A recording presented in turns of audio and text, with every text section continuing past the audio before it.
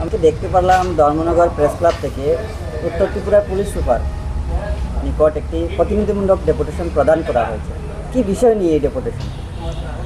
আসলে এই ঐতিহ্যবাহী চড়ক মেলাকে কেন্দ্র করে ওই উত্তর জেলার বিভিন্ন জায়গাতে কিন্তু একটি জুয়ার আসর বসানো হচ্ছে। তো সেই জুয়ার আসক্ত হয়ে কিন্তু গ্রামের খেটে খাওয়ার মানুষ এবং বিশেষ করে যুব সমাজ পুরো ধ্বংস হয়ে যাচ্ছে। তো আজকে আমরা উত্তর জেলা পুলিশ সুপারের কাছে একটি ডেপুটেশনে মিলিত হয়েছি এবং আমাদের দাবি স্পষ্ট যে যে মেলাগুলো চলছে উত্তর জেলার বিভিন্ন জায়গাতে, সেই মেলাগুলোতে পুলিশের নজরদারি বাড়ানোর জন্য এবং অবিলম্বের জন্য সেই জুয়ার আসরগুলো বন্ধ করে দেওয়া হয়। প্রশাসন আপনাদের কি আশ্বাস দিয়েছে পুলিশ সুপার?